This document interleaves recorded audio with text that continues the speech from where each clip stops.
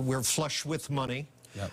And in every poll I see, most Massachusetts residents don't want to see new taxes. Well, the Fair Share Amendment is different because it's targeted at the most wealthy people in the state. And actually, the polls on the Fair Share Amendment are very high. John, I'm glad you brought up the revenue picture because there's a very different thing between one-time surges that we're seeing largely as a result of both inflation and federal support and the structural changes that we need to make to the state's budget moving forward. Look, we see what's happening with the T. We see what's happening with mental health care, the cost of child care. We need support for families, and we need to do that over the long term. And the Fair Share Amendment will help us do that. By the way, John, it's also important to remember that there will eventually be another recession. There always is. So it's also important that we preserve the rainy day fund and we make sure that this one-time money that's coming in is preserved to keep our bond rating high and protect against future shocks. Well, the rainy day fund is at record levels now. In a Suffolk University Globe poll out last week, 61% of the respondents said they thought the Massachusetts economy was either in a recession, that was most of them, or a depression.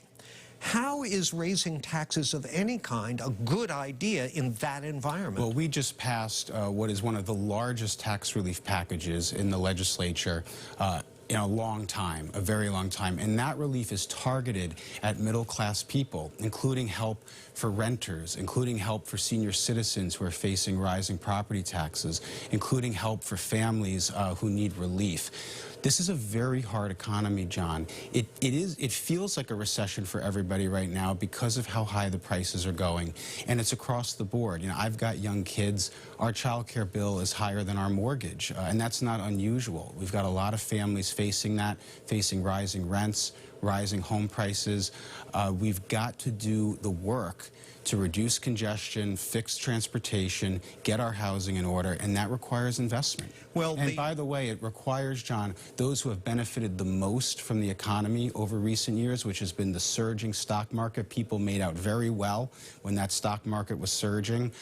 They've got to just pay a little bit to help everybody else, to help middle-class people and working people make it through. Are you saying that the only people who are going to have to pay this tax are the super wealthy? Well, on the Fair Share Amendment, by definition, it's a marginal tax on every dollar you make after $1 million. So if you make $1 million, you don't pay anything extra. If you make $1 million, 100,000, it's only that 100,000 after. So yes, by definition, it is very wealthy people who frankly can afford to pay a little bit more to help everybody else. One other issue I want to get in here. It's now, excuse me, the law in this state that, newly minted law, that people here without legal immigration status can qualify for driver's licenses. There's an effort to put a question on the November ballot to repeal that law.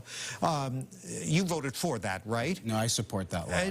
Why do you support it? And what about the concerns that people have that this is unfair, that this opens the door for fraud and so forth? Well, I actually think it's the opposite. I actually think it helps prevent fraud because you have to go through the same road tests, the same procedures. It's also a matter of safety. We had a lot of police chiefs across the state, even many district attorneys tell us that it's much better to bring people out from the shadows to get those driver's licenses so that you require insurance, you require a driving test, people can be identified. It's actually safer, and that's a big reason why I was in support of it.